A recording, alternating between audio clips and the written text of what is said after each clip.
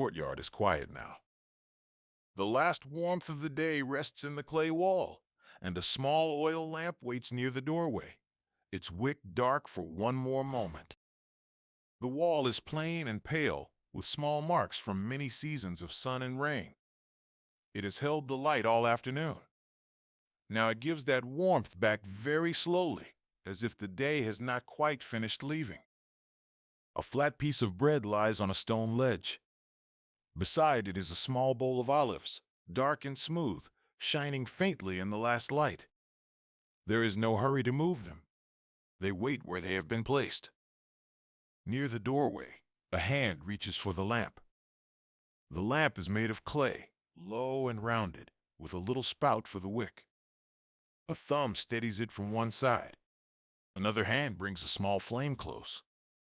The wick takes the light without surprise. For a moment, the flame is no larger than a seed. Then it grows steady.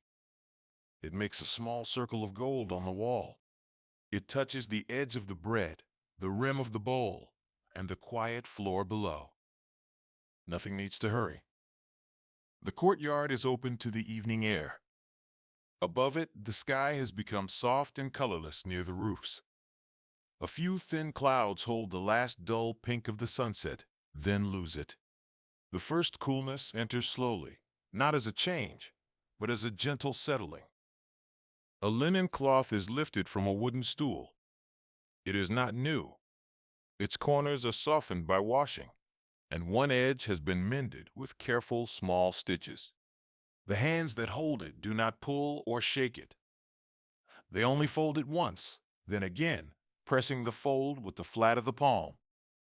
The cloth keeps the shape of the day. It is dried in the sun. It has gathered a little dust from the courtyard air. Now it becomes smaller and quieter in the hands. One fold rests on another. The hands move slowly. Near the wall, a child sits with a wax tablet across the knees. The wax is dark from use, smooth in some places and cloudy in others. A simple stylus rests between small fingers.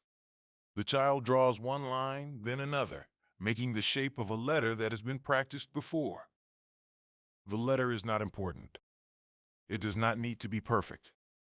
The point of the stylus moves gently through the wax, leaving a shallow mark. Then the flat end smooths it away. A mark appears. A mark disappears. The wax receives both without complaint. The lamp burns low. In the far distance, beyond the courtyard and beyond the narrow lane, a dog gives one soft bark. The sound is small by the time it reaches the wall. It rises once, then fades into the evening. After that, there is only the courtyard again and the quiet sound of cloth being folded. A foot crosses the floor with care. The floor is worn smooth in the places where people have walked for years. The step makes only a faint sound. A sandal touches stone, pauses, and moves on. Nothing follows it except stillness. The bread on the ledge has a pale crust, dusty with flour. It has already been broken once. A small piece is missing from one side, leaving the soft inside open to the air. No one reaches for it yet. It rests beside the olives, simple and ready. Part of the evening without asking for attention. The oil in the lamp is quiet. The little flame leans and straightens. It does not brighten the whole courtyard. It only gives enough light for the doorway, for the ledge, for the folded linen, and for the wax tablet on the child's knees. The wall keeps a little warmth. It is the kind of warmth that remains after a long day of sun. It does not shine. It does not move. It is simply there, held in the clay, and released into the evening grain by grain, as slowly as breath. A shallow basket rests near the stool. Inside it are a few more pieces of linen, rolled loosely and waiting their turn. One cloth is lifted. Another is smoothed. A corner is matched to a corner. An edge is brought down. The work is small, and because it is small, it can be done without thought. In a house like this, many things are finished at dusk. A jar is covered. A stool is moved closer to the wall. A cup is placed where it will be found again. A door curtain hangs still. The day has almost finished, and every object seems to know its place. The child traces another line in the wax. The stylus moves down, pauses, and turns. A small curve appears. It is pressed too deeply at one end and too lightly at the other. That is all right. The wax can be smoothed again. The hands can try again. There is plenty of evening for such little things. The courtyard does not become dark all at once. It changes by degrees. The upper wall dims first.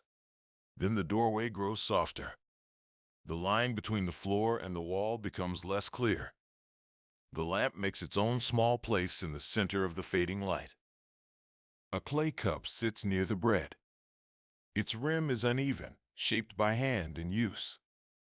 It has been lifted many times, rinsed many times, set down many times in almost the same place.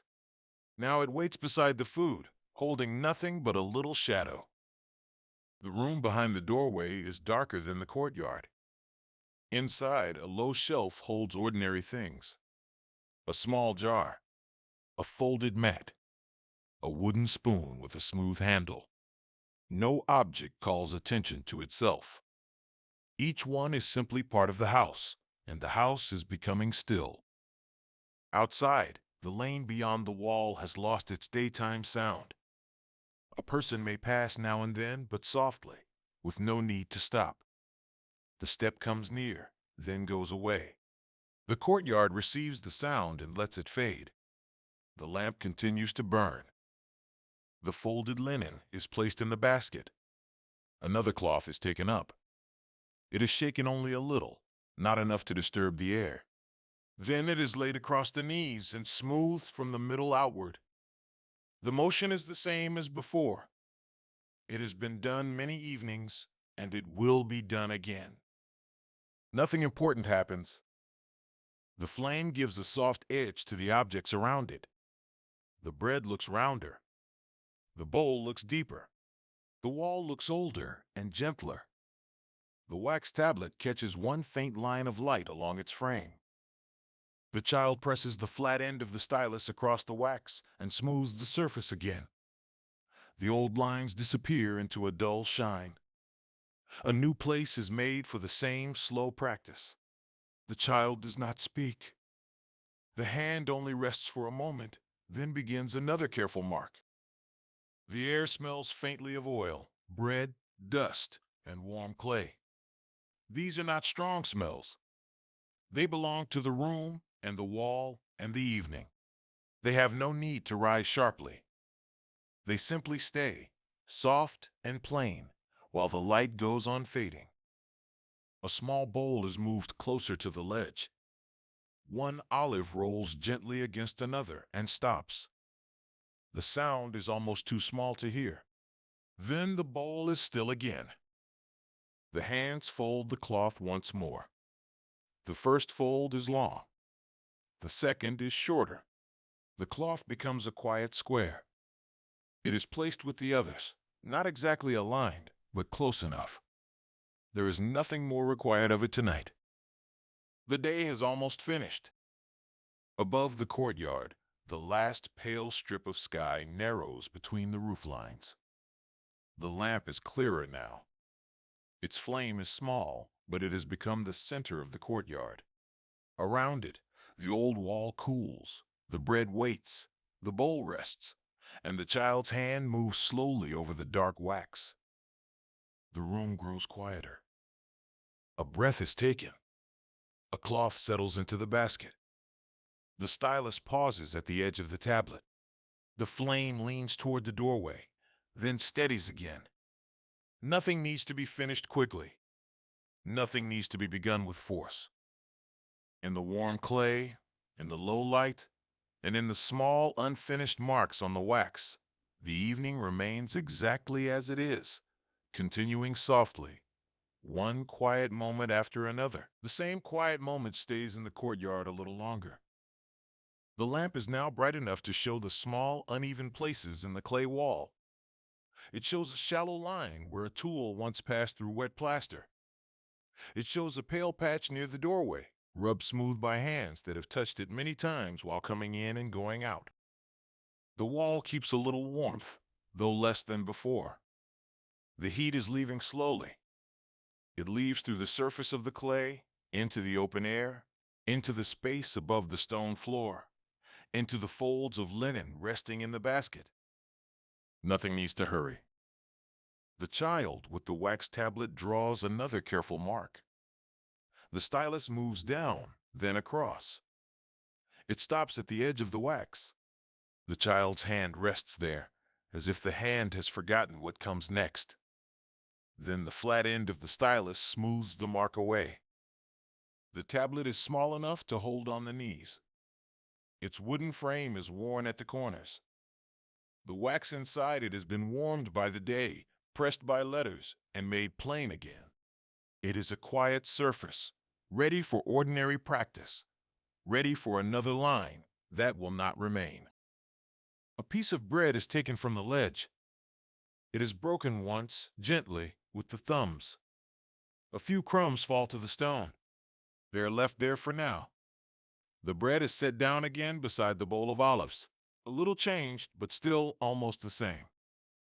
The small bowl is plain, brown at the rim, and darker inside. The olives lie together in a little curve.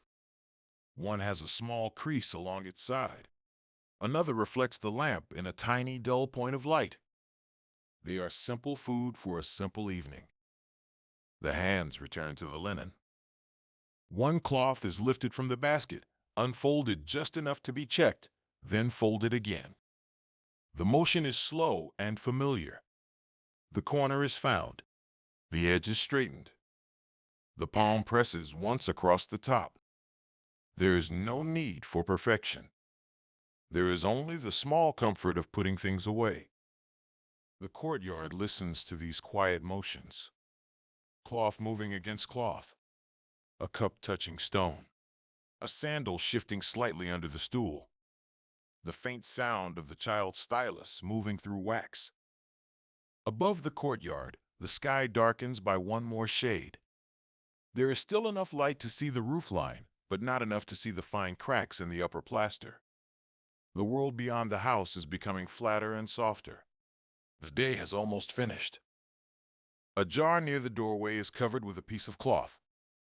The cloth is tied with a simple cord, not tightly, just enough to stay in place until morning. The fingers pull the cord, pause, and let go. The jar stands quietly in its corner. The lamp burns low, but not too low. Its flame is steady. The clay around the wick has darkened with use. A little oil rests inside, unseen, feeding the small light. The lamp asks for nothing more than to be left alone.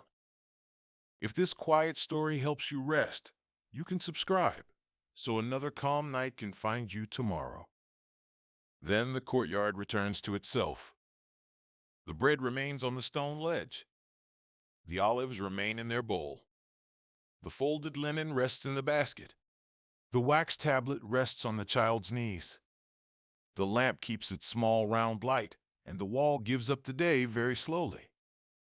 A quiet breath passes through the doorway from the room beyond. It carries the faint smell of oil and dried herbs, of warm clay and old wood. The house is not empty. It is only still. Its work has become smaller now, small enough to fit inside the lamp's light. The child makes the same letter again. The mark begins well, then wavers. The hand stops. The child looks at it without worry.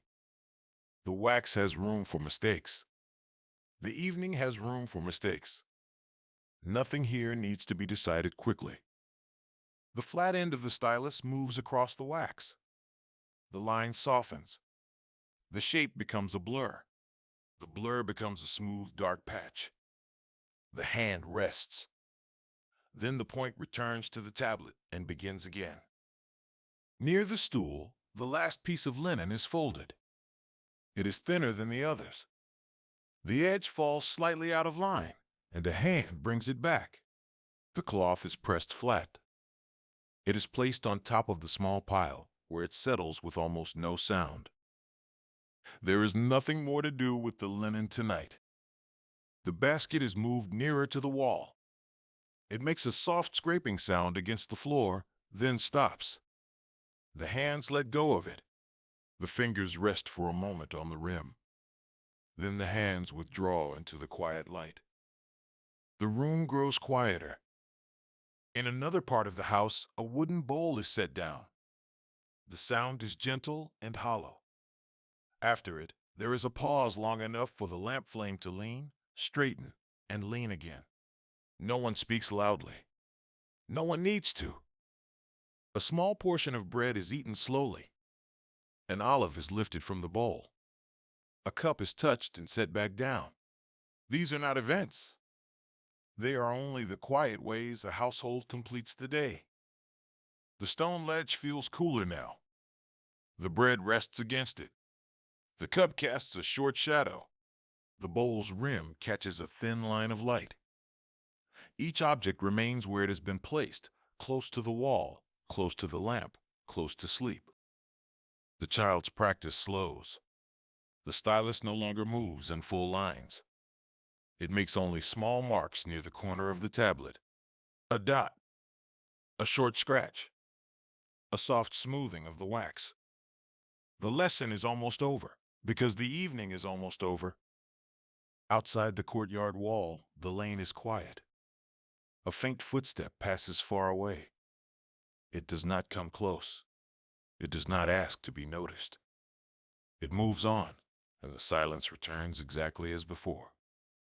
The wall keeps only a little warmth now. The clay is cooled near the floor. Higher up, where the sun rested longer, a trace of the afternoon remains. It is not enough to warm a hand. It is only enough to remember the day. The rest belongs to evening. The lamp's circle of light grows more important as the sky loses its color. The edges of the courtyard fall away into a mild shadow. The doorway becomes dark behind the flame. The ledge, the bowl, and the tablet stay visible, held together by the same quiet glow. A hand gathers the crumbs from the stone ledge. The motion is slow. The crumbs are brushed into the palm, then set aside. The ledge is not cleaned completely. It is only made ready enough. Morning can take care of the rest. The child lowers the stylus. The wax tablet remains open. One last uncertain letter lies near the middle. It will be smoothed away later, or tomorrow, or whenever the tablet is needed again. For now, it may stay. The hands move slowly. The basket of linen is lifted with both hands and carried a few steps into the room. The basket is not heavy. Its weight is soft and familiar. It passes through the doorway and into the darker air inside. Then it is placed beside the shelf, where it will wait through the night. The courtyard has more space now. The stool remains near the wall. The lamp remains by the doorway. The bread is smaller than before. The olives are fewer than before. Yet the evening feels unchanged, slow and plain and complete. A faint breeze touches the lamp flame. It bends toward the wall, then stands upright again. The light trembles across the clay for one quiet moment. Then the wall is still. The ledge is still. The room is still. Nothing important has happened, and nothing important needs to happen. The day has almost finished. The lamp burns low. The room grows quieter. The warm wall cools grain by grain. And in the fading courtyard, every ordinary thing rests a little more deeply in its place. The courtyard rests more deeply inside the evening. The stool near the wall has been left where it is. The basket of linen is inside now. The wax tablet remains near the doorway, open for a little while longer, with one soft mark lying in the dark surface of the wax. The lamp burns low. Its small flame has become steadier as the air cools. It no longer has to share the courtyard with the last light of the sky. The sky has almost gone. The lamp makes a quiet evening of its own, close to the wall, close to the ledge, close to the worn stone floor. The bread is smaller now. A few pieces remain on the ledge, covered loosely with a cloth. The bowl of olives has been moved aside. The clay cup is turned slightly, as if a hand set it down without thinking.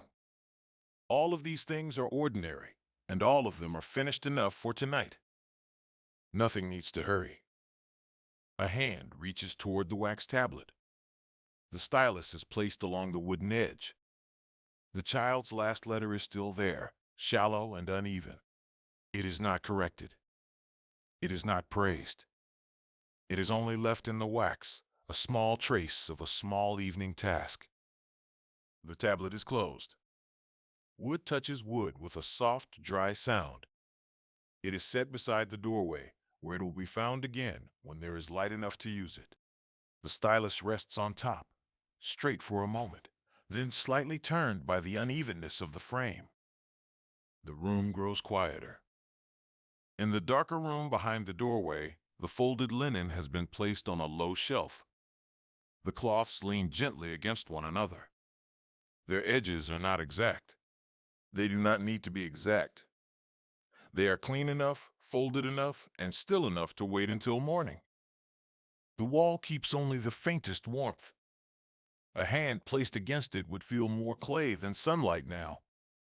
The day is leaving the wall slowly, in a way too quiet to measure.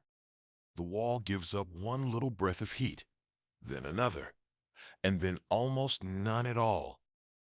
A small cloth is drawn over the remaining bread. The edge of the cloth falls across the stone ledge. It makes a plain fold, then another. The bread disappears under it, not hidden, only resting.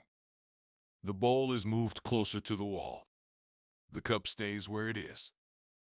The lamp is watched for a moment. The wick has burned down a little. A small dark curl sits at the end of it.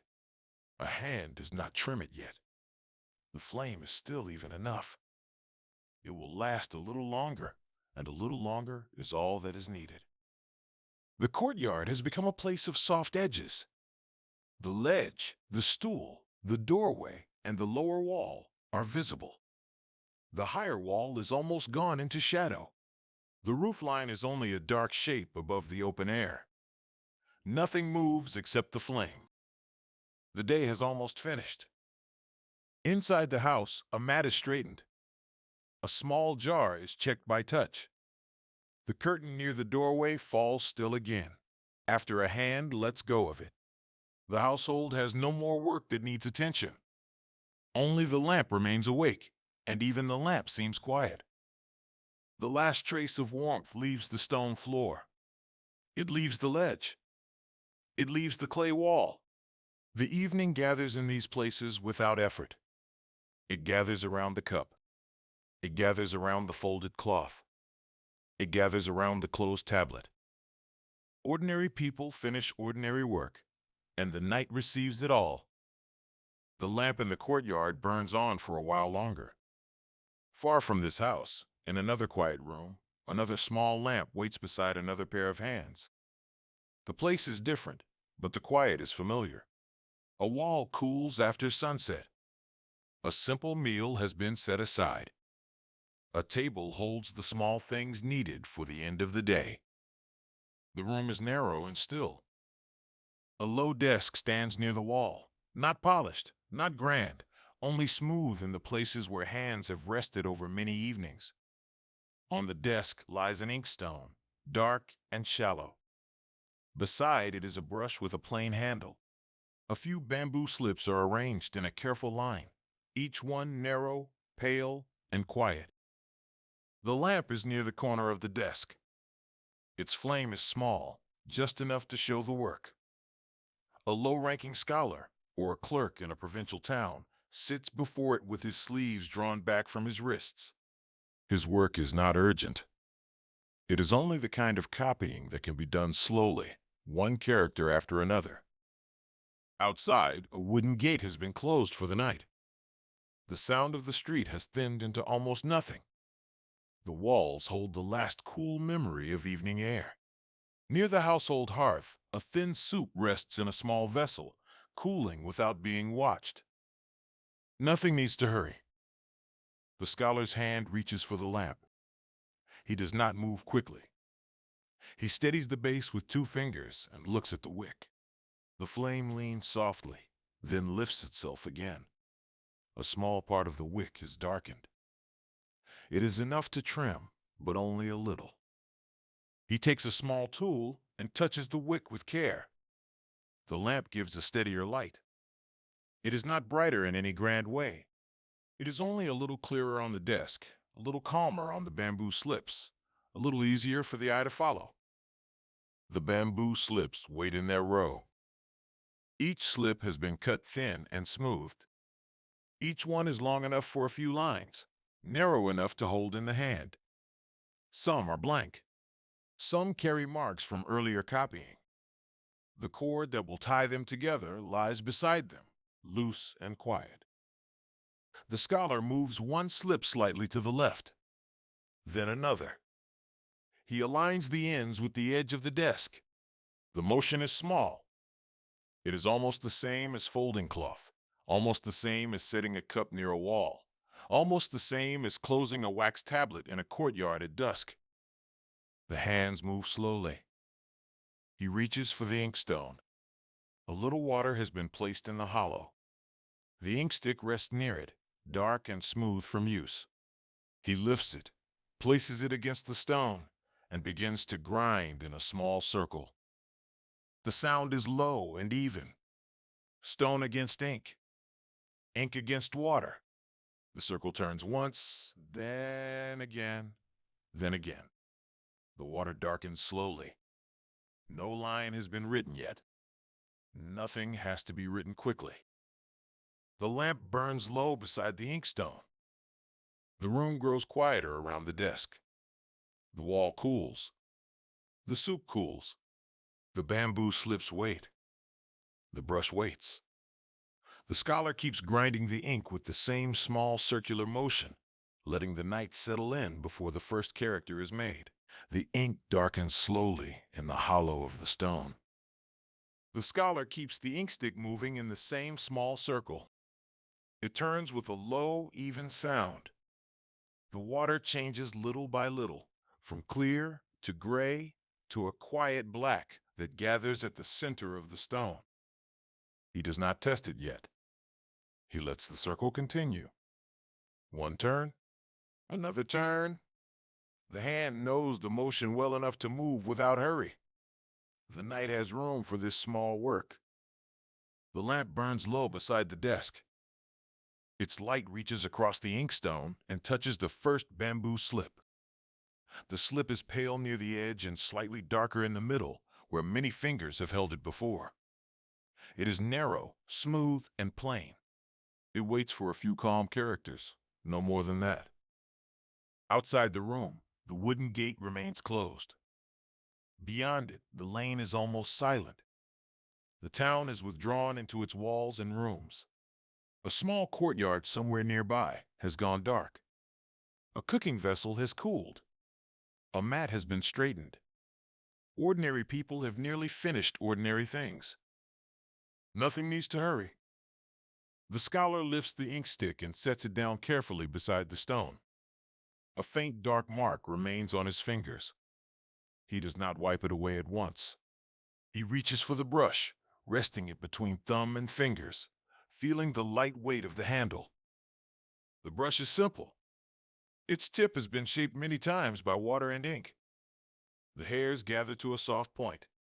He lowers it into the ink, turns it slightly, and lifts it again. A small drop gathers, then disappears into the brush. The bamboo slips wait in their row. He chooses the first one and draws it closer. It slides over the desk with a dry, quiet sound. He places one hand at the top of the slip to steady it. The other hand holds the brush above the surface, not touching yet. For a moment, nothing moves. The lamp flame leans slightly. The wall behind the desk holds a dull circle of light. The soup near the hearth cools in its small vessel. The cord beside the slip slides loose, waiting for later. The room grows quieter. Then the brush touches the bamboo.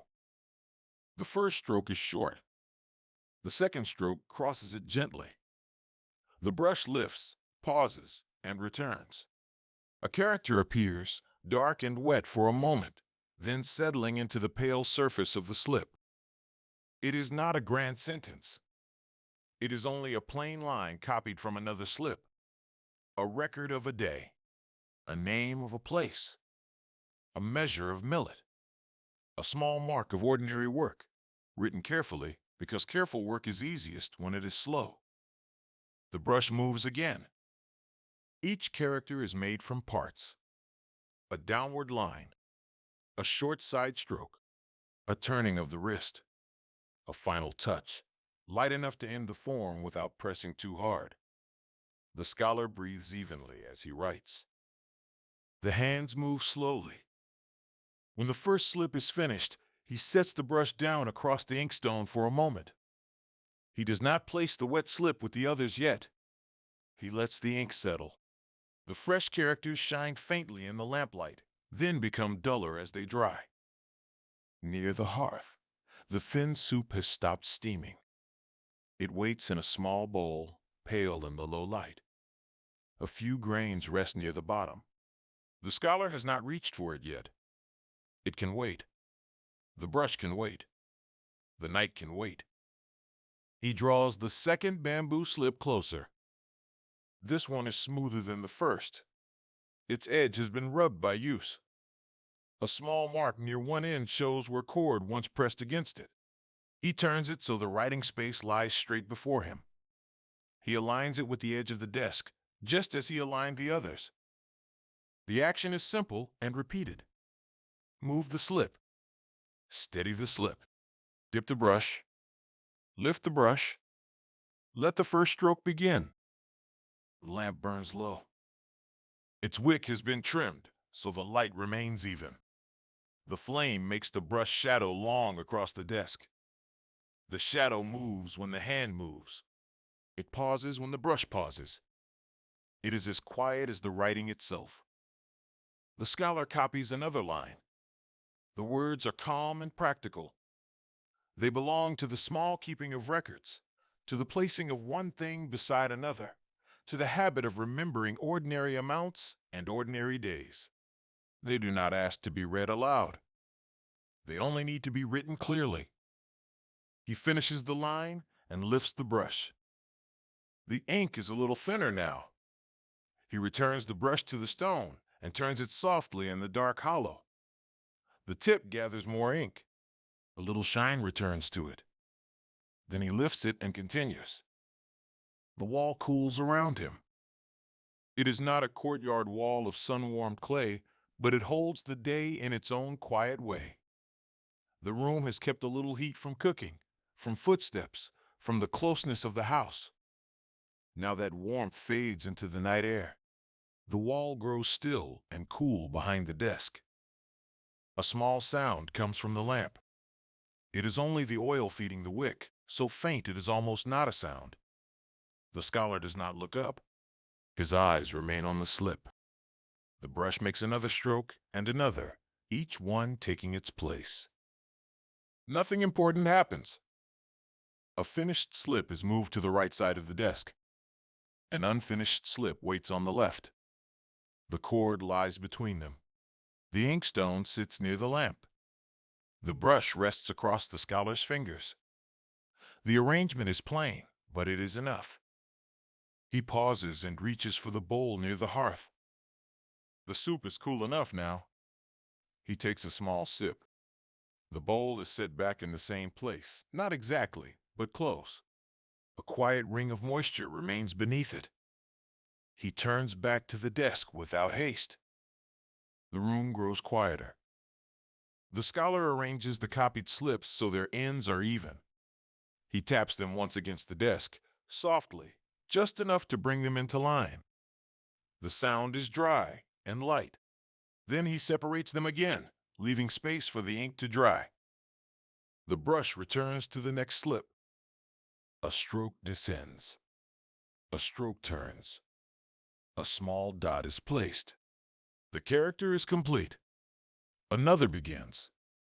The work continues in pieces so small that the mind can rest inside them. Outside, the closed gate holds the night beyond it. The air is still near the threshold. No one comes to the door. No one calls from the lane. The town remains calm, and the lamp keeps its small place on the desk. The day has almost finished. The scholar copies one final line for this part of the work. He lets the brush slow at the end of the last character. The ink rests darkly on the bamboo. The hand lifts away. The slip remains still beneath the lamp, drying in the quiet night. There is nothing more to do for this line. The brush is placed gently beside the inkstone. The copied slips lie in a careful row. The loose cord waits near them. The soup cools further by the hearth. The wall keeps almost no warmth now. The room settles around the desk, and the night settles with it. The copied slips lie quietly beside the inkstone. The scholar leaves them where they are for a little while. The ink is still dark on the bamboo. In the lamplight, the newest characters shine faintly, then lose their shine, becoming part of the pale surface beneath them. Nothing needs to hurry. The brush rests beside the inkstone. Its tip is dark and soft, shaped by the last few lines of writing. A small trace of ink remains near the edge of the stone. The scholar looks at it without concern. It can be cleaned in a moment or later when the slips are ready to be tied. The lamp burns low. The trimmed wick gives a small, even flame. It does not reach the corners of the room. It only holds the desk, the ink, the slips, the cord, and the scholar's hands in a quiet circle of light. Beyond that circle, the wall is dim. The floor is dim. The closed gate outside is only a memory of shape and wood. The scholar touches the first dried slip with the side of one finger. The ink no longer lifts. He moves it gently to the center of the desk. Then he moves the next slip beside it. The ends are brought into line. One narrow piece of bamboo rests beside another.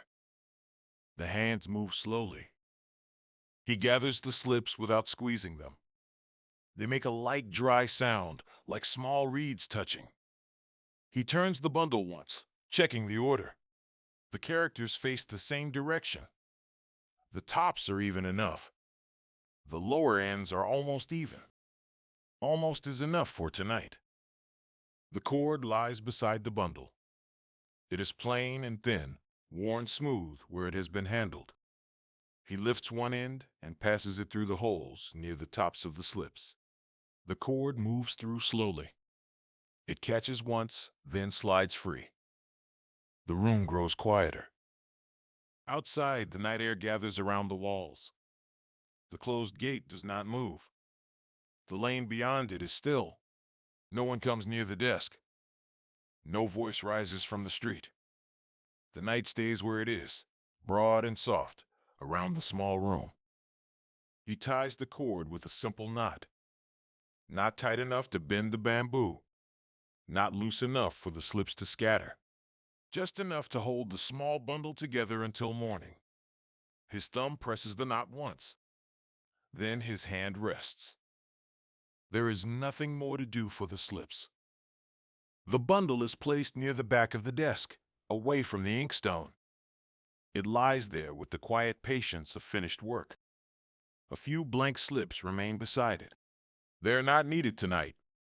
Their pale surfaces wait for another evening, another lamp, another slow movement of the brush. The scholar turns to the inkstone. He adds a little water with the tip of one finger and moves the brush softly through it. The dark ink thins. The brush loosens. The water becomes gray, then still. He sets the brush down with its handle, resting on a small support. The inkstick is returned to its place. It is dark, smooth, and a little damp at one end. He places it beside the stone, where it will dry slowly in the room's quiet air. It has given enough of itself for the night. The stone has held enough ink. The brush has made enough marks. Nothing important happens. Near the hearth, the thin soup waits in its bowl. It is cooler now, almost the same temperature as the room. The scholar lifts it with both hands. He takes a small sip, then another. The bowl is plain and warm, only where his hands hold it. He sets the bowl down near the hearth again. A few grains remain at the bottom. He does not trouble over them. They can stay there until the bowl is rinsed. Morning will have its own small tasks. Tonight has nearly finished its own. The wall keeps almost no warmth now. Earlier, the room held the heat of footsteps, cooking, lamplight, and breath. Now that warmth has thinned into the night. The wall is cool beside the desk. The desk is cool where the scholar's hands are not resting. The bamboo slips are cool under the tied cord. The lamp burns low, and the room grows quieter. He moves one small object, then another. The ink stick is straightened. The brush is turned slightly so the tip does not touch the table. The tied slips are moved farther from the edge. The bowl is left near the hearth. Each thing has its place, or close enough to its place. The desk is not empty, but it is settled. The scholar looks once at the tied bundle. The cord lies across the bamboo in a small, soft line. The characters are mostly hidden now, pressed together slip against slip. The work has become quiet in a different way. It no longer needs the brush. It no longer needs the hand. Outside the closed gate, the night remains calm. A faint movement of air passes along the wall and is gone. The room receives only the stillness after it. The lamp flame leans once, not far, and then returns to its small upright shape. The same quiet has passed through two rooms. In one place, a courtyard cooled after sunset. Linen was folded. Bread was covered. A wax tablet was closed beside a doorway. In another place, ink was ground. Bamboo slips were copied and tied. A bowl of thin soup cooled near the hearth. These things are different, and still they are almost the same. A hand puts something in order. A wall gives up the last warmth of the day. A lamp holds a little circle of light. A meal waits quietly nearby. The night settles in. The breath slows. Nothing needs to hurry. The scholar lowers his hands to his lap. For a while he only sits. The desk is before him. The tied slips are behind the inkstone. The brush rests with its tip lifted. The lamp continues to burn in its small, patient way. There is nothing more to do. The room does not end. It only becomes stiller. The wall cools completely. The bowl waits near the hearth. The cord holds the slips together. The last wetness leaves the brush. The inkstone darkens as the light lowers. The lamp burns lower. Its circle of light grows smaller on the desk. The edges of the bamboo bundle soften. The line of the brush handle fades. The inkstone becomes a dark, quiet shape. The room holds these shapes gently, without asking anything from them. The night settles in. It settles around the desk. It settles around the wall. It settles around the bowl near the hearth and the gate outside. It settles around the small finished bundle of slips, tied with a plain cord, waiting for the next ordinary day. And in the low lamplight, with the work finished and the room quiet, everything rests where it is, soft and still, as the night continues on.